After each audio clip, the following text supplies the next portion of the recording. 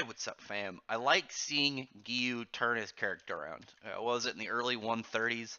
We finally saw like why exactly he's just kind of all gloomy and he doesn't seem happy a lot of the time. It has to do with his how he sees himself as now, and it was a waste for who he believes should have been the water pillar, and just kind of like how Tanjiro has put it through his head, like the only way that it would be a waste for that guy to have to who sacrificed himself to save Gyu would be if Gyu didn't become the best that he could be, and show that that guy's sacrifice was utilized in the utmost of it of what it could be really. Instead, he was kind of like moping and acting like he had no real value and he was not the true pillar, and how that really was what would have made the sacrifice not amount to anything.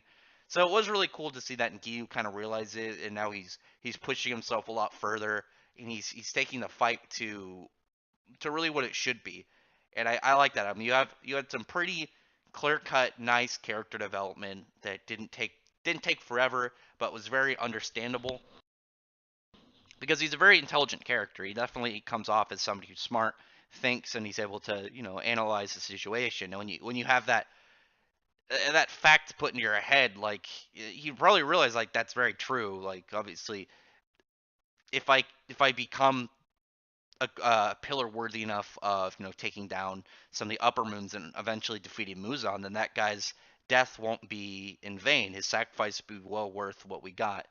And you just kind of like see this whole bit of him just kind of like thinking about how he's going to go about this and how his training and recent events have made his senses sharper, more powerful. He's awakened innate abilities that he's had, and then you see his mark come on his body because we know that if you have the mark, it's like almost infectious to other people, and it's just straight like an all-around enhancer. And you see that in this chapter. It was really sick. So I actually really like the water techniques in this series, which is weird because if you know anything about me, fire has pretty much been my element since like as long as I can remember. Like Pokemon Silver and like Power Rangers like that and like Digimon really heavy set like fire as my element. Like that's always been what I've liked the most.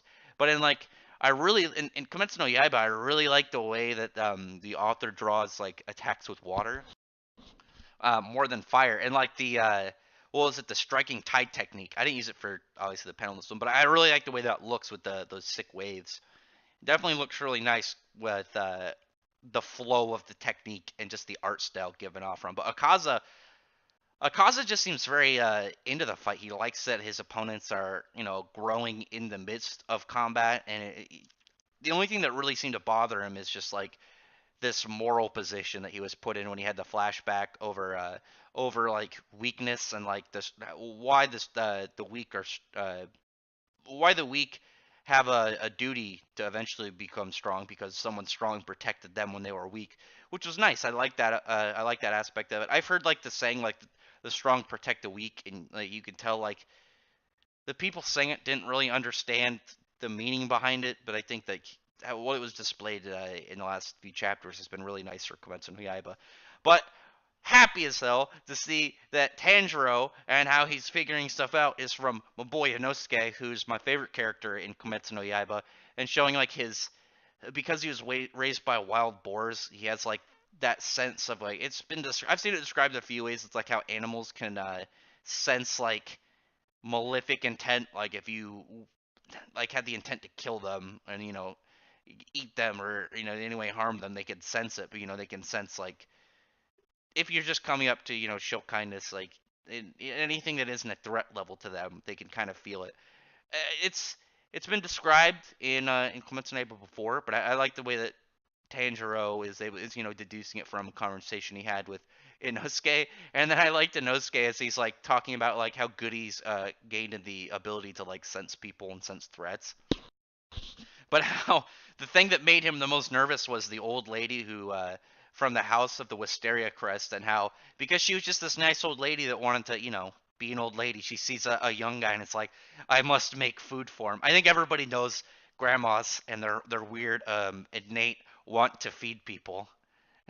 And the fact she just like quietly, little old lady, it comes up behind him with some food. He doesn't sense at all. It's just out of pure politeness and pure kindness, and he just doesn't feel it at all, and she's just there.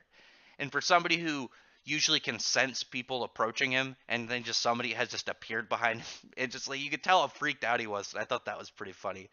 I like Inosuke a lot. I think he's an awesome character. But I enjoyed seeing Tanjiro take that simple explanation and apply it to Akaza, and how Tanjiro used to be able to sense things through smell. Akaza seems to be able to sense things to enhance like his reflexes and everything through spirit. And then you dole that spirit out, that fighting spirit, and he's gonna have trouble locating you. And it reminds me a lot of History's Strongest Disciple, Kenichi, because that was one of Kenichi's things. He wasn't a born fighter. He doesn't have any talent. If you've ever read Kenichi, but he because he had no fighting talent, he could kind of just like switch out of that like battle mindset, and he'll just feel like some random guy. He won't feel like a fighter. So you have all these people who have honed like fighting intent and like killing intent, and they're just not gonna feel. Or I guess another example would be like Black Clover. You have all these guys who have like an extra sense through detecting magic, but sometimes the ass is able to get the jump on them because they don't feel him, because they're relying too much on that sense.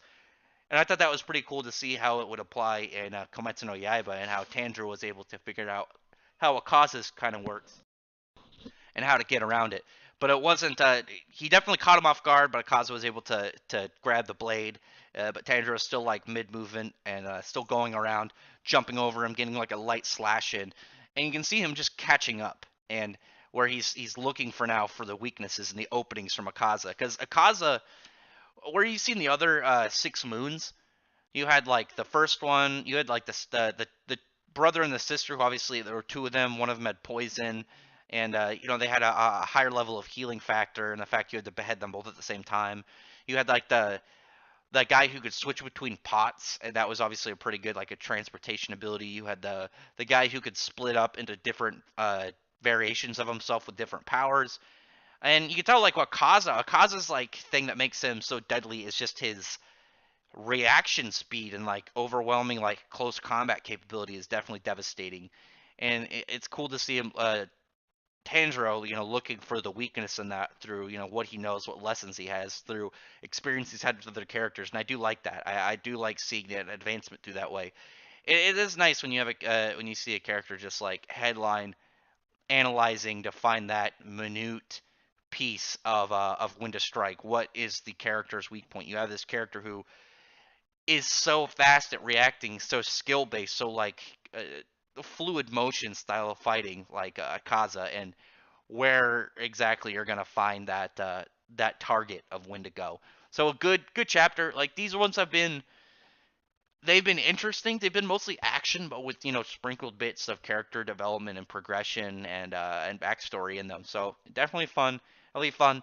I'm wondering when this is gonna get how long this battle is gonna be, because they still have to go against Muzan. They still have to go against the Doma. They still have to go against the number one member of the Upper Moons, and that guy has a ton of obvious like lore importance, as I still believe he's the one of the first Breath people, the Breath of the Sun. So we'll figure out that soon. But other than that, drop a comment below on what you thought about this chapter, and I'll then get you to thumbs up the video. Hit the like button, befriend the thumbs up and the like button, and the subscribe button. I hope you can check out my other videos. But other than that, I appreciate everyone who's already subscribed, and I thank y'all for listening.